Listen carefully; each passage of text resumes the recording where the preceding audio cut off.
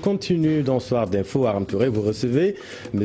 El Hadj Alioune Diouf, professeur d'économie internationale, enseignant à l'École nationale d'administration. C'est à vous. Merci beaucoup à Chérif Diop. Bonsoir professeur et merci d'être avec nous. Bonsoir, c'est un plaisir d'être ici sur ce plateau. On va commencer par l'actualité avec la présentation du rapport Doing Business. Le Sénégal qui gagne 18 places. Un commentaire? C'est toujours une bonne chose d'étudier justement ce qui évalue les performances des États. J'espère qu'il y a une structure, une commission qui étudie chaque fois les rapports du Doing Business pour voir qu'est-ce qui doit être amélioré. Parce que nos États doivent être constamment en ajustement. Constamment, il faut équilibrer les choses. Constamment, il faut améliorer les choses. Donc c'est toujours une bonne chose d'apprendre que voilà, nous avons fait des efforts. Maintenant, il faut multiplier les efforts et les augmenter parce que nous disons qu'il faut impliquer davantage le secteur privé. Et justement, c'est ça le rapport Doing Business. C'est en fait, au fond, qu'est-ce que vous avez fait pour mettre votre secteur privé au cœur de l'économie? Mais actuellement, est-ce que l'État est en train de faire des efforts pour accompagner ce secteur privé-là et lui permettre de pouvoir bénéficier aujourd'hui de certains marchés? L'État l'affirme, c'est une bonne chose. L'État l'a mis dans ses projets, c'est encore une bonne chose. Mais ce qui me semble plus important, c'est le faire. Et ça, le gouvernement doit prendre toutes les mesures. Le secteur privé s'organise, vous avez vu la naissance du club des investisseurs, vous avez le CNP, la CNES, ils sont toujours structurés.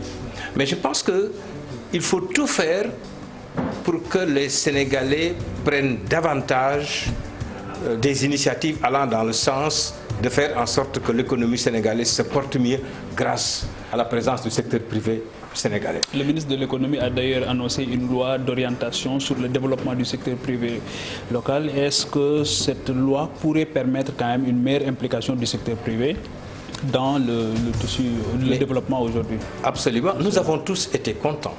Nous avons tous été satisfaits de l'inauguration de la grande mosquée Massalikul Jinan. Mais ce que je retiens, c'est non seulement l'importance de l'édifice, mais le fait que c'est une Sénégalaise diplômée d'une école sénégalaise qui a dirigé les travaux. Cela veut dire quoi? Cela veut dire qu'en matière d'urbanisme, en matière de construction, qui me semble important, nous avons une école polytechnique, nous avons une école supérieure encore. Vous voyez donc, nous avons suffisamment d'ingénieurs qualifiés pour pouvoir prendre en charge, je pense, les préférences des Sénégalais en matière de construction.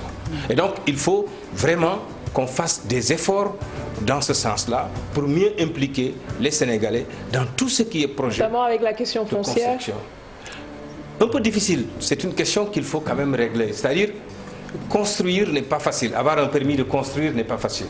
Dans le rapport de Doing Business, on dit qu'il faut parfois plus de 100 jours pour avoir un permis, ce qui me semble quand même un peu difficile. 170 jours d'ailleurs, ils ont dit, ce qui fait beaucoup. Donc il y a des efforts à faire dans ce sens-là. Il y a des efforts à faire pour permettre aux gens d'avoir un titre de propriété. Le problème de l'Afrique, c'est ça, le capital, le mystère du capital, comme on dit. C'est-à-dire que, regardez, le secteur informel, qu'est-ce que ça veut dire? Vous avez des entreprises, vous avez tout un tas de richesses, mais il n'y a aucun nom là-dessus. C'est-à-dire que c'est du capital mort. Vous ne pouvez pas, pratiquement, abusus, voilà. Et ça me semble être une difficulté pour l'évolution du secteur privé. Parce que les risques que les banques prennent en prêtant parfois aux Sénégalais qui veulent investir sont assez importants parce qu'ils n'ont pas toutes les garanties qu'il faut. Oui. Je pense que si on avait des titres de propriété, des titres fonciers très facilement, je pense que le secteur privé aurait beaucoup plus de facilité pour accéder au crédit. Alors, si on reste toujours sur le rapport de Doing Business, aujourd'hui, vous avez été conseiller d'un président de la République pendant 4 ans. Comment lire ces rapports? Qui doit le lire? Et qu'est-ce qu'on doit retenir de ce rapport? Voilà une question intéressante. Je disais, à l'époque, quand il y avait la GOA, je disais il faudrait particulier, dans un ministère, on voit un bureau qui ne s'occupe que de ça. Regardez, nous sommes membres de l'OMC. Il y a ce qu'on appelle la clause NPF, la clause de la nation la plus favorisée. C'est-à-dire que tout avantage qu'accorde un État à un autre est automatiquement accordé à tous les autres. Donc nous devons avoir des services dans nos ministères ou au niveau présidentiel qui justement étudient uniquement ces questions-là. Le rapport Doing Business, ça c'est des moments importants. Le rapport des droits de l'homme, le rapport de l'OMC sur l'examen des politiques commerciales des États. Ça nous permet d'avoir une idée de ce qui se fait dans le monde. Benchmarking, comme vous le dites souvent en marketing. Il faut voir les pratiques les meilleures, ou les pratiques en tout cas les plus efficaces, et s'adapter à ça. Il nous faut tirer les leçons de ce qui se fait partout dans le monde. Pourquoi les autres réussissent et nous, on ne réussit pas? Tel est le titre d'ailleurs d'un ouvrage de Hernando de Soto qui disait pourquoi le capitalisme réussit partout dans le monde, en Occident principalement, et échoue ici. Donc c'est un problème qu'il faut pouvoir trouver des solutions. Alors un autre élément, c'est les journées dédiées à la Russie et à l'Afrique, le sommet qui a été clôturé aujourd'hui. Est-ce que le continent peut aujourd'hui tirer un avantage de ce cadre d'échange? Absolument, absolument. N'empêche, je pense que le continent doit voir ici que tout le monde s'intéresse à lui. Tout le monde s'intéresse au continent africain. Donc les Africains ne doivent pas perdre de vue pourquoi tout le monde s'intéresse à nous. Chine, Japon, France, Angleterre, États-Unis, même Singapour fait un sommet Singapour-Afrique. Parce que tout le monde voit les potentialités de l'Afrique. On a comme l'impression que seuls les Africains ne voient pas les potentialités sur lesquelles ils sont assis. C'est pourquoi je pense que nous devons nous-mêmes avoir aussi une stratégie africaine. Pas simplement des programmes comme à l'Union africaine, l'agenda 2063. 2063, c'est assez loin quand même. Mais je pense que nous devons avoir des stratégies tournées vers une chose essentielle, l'industrialisation. On ne peut pas continuer à échanger avec les autres qui font qu'exporter chez nous alors que nous exportons très peu de choses, rien que des matières premières. Non, il faut arrêter, il nous faut nous industrialiser, il nous faut avoir une stratégie qui puisse attirer les investissements étrangers directs et qui puisse permettre à l'Afrique de participer justement aux échanges mondiaux. Dans ce sommet, les Russes, je pense, ont bien préparé ce sommet. Et j'ai bien aimé comment ils ont abordé la question de... Nous avons quelques idées, mais nous préférons écouter essentiellement les Africains et voir quels sont leurs problèmes pour voir quelles sont les solutions qu'on peut y apporter. C'est assez subtil. Mais, n'empêche, les Africains doivent comprendre que le marché pertinent aujourd'hui, c'est le marché africain. Goldman Sachs, une des plus grandes banques américaines, a fait une étude et qui a montré que, de toutes les façons, la Chine a presque dépassé maintenant les États-Unis dans le domaine du développement économique. Oui. Et que d'ici 2030, l'Afrique va être le principal marché du monde. Est-ce que la Russie peut aujourd'hui renverser cette tendance, puisque les Chinois et les Occidentaux sont beaucoup plus présents dans le continent? Non, la Russie, je pense, n'a même pas l'objectif de renverser cette tendance. Parce que la Russie est un pays émergent. La Russie est dans le sillage de la Chine. La Russie est dans la même dynamique que la Chine. La Russie est dans les pays émergents.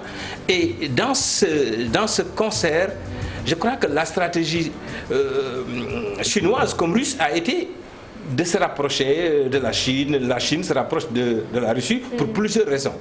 Mais aujourd'hui, la Chine est en avance et elle a mis des outils. Par exemple, la Banque asiatique pour l'investissement et les infrastructures, c'est une banque des pays émergents de 100 milliards de dollars. Et la deuxième banque, le fonds d'urgence, qui est le pendant du Fonds monétaire international, je pense que ça, les Russes, ainsi que toutes les autres initiatives chinoises, les Russes vont aller dans ça, dans cette dynamique-là, parce que là, les pays émergents sont en train de mettre, pas une alternative, mais mais de favoriser une concurrence avec les institutions de Bretton Woods. Oui. Et on va obliger la Banque mondiale et le Fonds monétaire international à assouplir un peu leur conditionnalité et à faire plus justement pour les pays en développement et pour les pays africains particulièrement. Parce que le moment est venu qu'ils fassent plus, c'est-à-dire qu'ils investissent. Parce que la stratégie, ce qui est stratégique, c'est l'investissement. Oui. On investit peu en Afrique. Il faut investir en Afrique pour que l'Afrique puisse s'industrialiser. Professeur, comment faire pour renverser la tendance? Est-ce que l'Afrique doit continuer aussi à aller répondre à ces genres de sommets? Est-ce qu'aujourd'hui l'Union africaine ne devrait pas être dans les dispositions pour accueillir la Russie, pour accueillir l'Union européenne, pour accueillir aussi la Chine? Absolument. Et débattre avec eux sur les questions qui nous semblent importantes. Absolument, absolument. Oui, c'est évident. Mais l'Afrique le fait. L'Afrique l'a fait plusieurs fois. L'Afrique l'a fait avec le NEPAD à l'époque. Mais il faut que les Africains comprennent une chose. Ils ne peuvent pas élaborer des programmes et attendre que les autres viennent les financer. C'est assez irréaliste. Il faut que les Africains donnent l'exemple. Vous savez ce qu'on a fait quand on a construit l'autoroute? On n'avait pas de financement du FMI ou de la Banque mondiale. Le président Ouad, l'autoroute sénégalaise, l'autoroute là. Quand on a commencé jusqu'à Padoua, il n'y avait pas un financement étranger. La Banque mondiale se dit, mais comment les Africains vont réussir à financer cette autoroute? Oui. Ah non, il ne faut pas les laisser le faire seuls. Parce qu'après, ils vont comprendre qu'ils ont une capacité autonome de développement. Donc finalement, nous avons cette capacité. Mais bien sûr, nous avons cette capacité. Regardez le NEPAD, c'était une assez bonne stratégie. Encore qu'il y avait quelques priorités. Pour une fois, les Africains pensent avoir des priorités. Bien que cette priorité, c'est assez beaucoup. Je pense qu'il faut avoir 2 ou 3 priorités. Quand on dit priorité, c'est 1, 2 ou 2 choses, essentiellement. Et on a mis le NEPAD, les présidents africains sont allés partout, mais on n'a pas entendu un seul État africain dire je mets 5 milliards de dollars. Et ils pouvaient le faire. La Libye pouvait le faire, l'Algérie pouvait le faire, le Nigeria pouvait le faire, l'Afrique du Sud pouvait le faire. Il y a beaucoup de pays africains qui ont de l'argent. Mais on n'a pas nous-mêmes pris l'initiative de dire on finance au moins un programme. Mais c'est ça qui peut pousser les autres à mettre aussi de l'argent. Mais si on voit les présidents africains ou les dirigeants africains se permettre beaucoup de libéralité dans le monde, et pour ce qui est du financement de leur développement, chacun joue les pauvres, non, mais ça ne marchera pas. Donc je pense que excusez-moi, mais ce mot Wolof est assez intéressant ici dans le contexte dont on parle. Les Africains doivent donner l'exemple. Si on en revient à la Russie, j'ai entendu dans le discours du président Poutine dire qu'il est prêt à faire des investissements assez conséquents dans le continent, et à côté, il y aura une coopération sans ingérence dans la politique. Est-ce réaliste?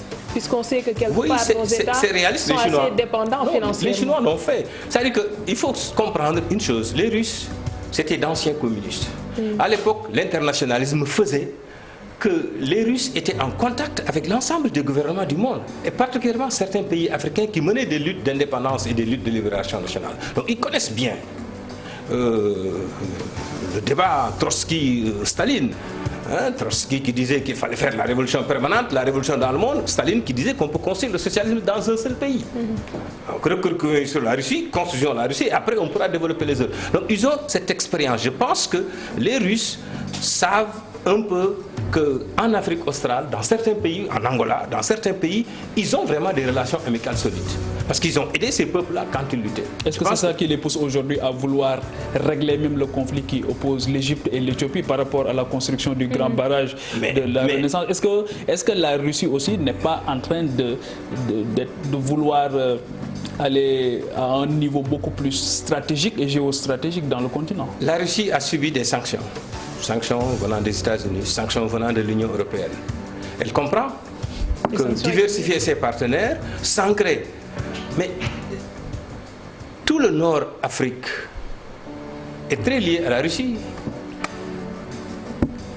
50, presque 49% des armes vendues en Afrique du Nord sont des armes russes. 20 milliards de commerce, d'échange, 20 milliards de dollars avec l'Afrique, mais les 7,7 milliards, c'est avec l'Égypte. Donc, à ce niveau, le barrage d'Assouan, l'œuvre peut-être chérie des Russes en Égypte, comptent beaucoup sur leur présence dans ce pays. Mais quand la Russie s'implique à ce niveau pour le règlement de conflits, sur le plan diplomatique, est-ce que cela peut amener une reconfiguration ou même marcher sur les plates-bandes des Occidentaux ou bien des Chinois? Est-ce qu'aujourd'hui on peut envisager même qu'au-delà du fait de vendre des armes, est-ce que la Russie peut demander des bases militaires comme l'ont fait jusque-là la France et les États-Unis en Afrique? Mais elle va le faire et elle l'aura. Pourquoi pas? Pourquoi la Chine a eu sa base militaire à Djibouti, alors que les Américains étaient bien présents, les Français étaient bien présents? Mais ils ont même eu une part peut-être un peu plus importante que les Américains qui étaient là avant eux. À quoi servent les bases militaires justement, professeur? Mais ça peut servir à beaucoup de choses. Vous savez, c'est un jeu. C'est un jeu géopolitique, géoéconomique. Certains points du globe sont assez stratégiques du point de vue de la stratégie militaire. Donc une présence peut permettre de faciliter les approvisionnements, peut faciliter, etc. Il y a beaucoup. Dakar, par exemple, a été sur ce plan. Hein, quand tu quittes l'Amérique, tu veux aller en Europe ou tu veux aller, tu passes par Dakar, tu t'approvisionnes et tu y vas. Donc il y a des points comme ça. Je ne sais pas peut-être qu'est-ce qui les anime, mais je suis persuadé que c'est des stratégies. Si on parle maintenant de nous, qu'est-ce que le Sénégal peut offrir aujourd'hui à la Russie et qu'est-ce que la Russie peut gagner? Qu'est-ce qu'on peut gagner et qu'est-ce qu'on peut offrir d'abord à part nos ressources naturelles? Et qu'est-ce que le Sénégal peut gagner dans cette... La Russie est le 3e producteur mondial de pétrole. La Russie est le 2e producteur mondial de gaz. Tous nos espoirs reposent aujourd'hui sur nos gaz et notre pétrole. On a besoin de l'expertise.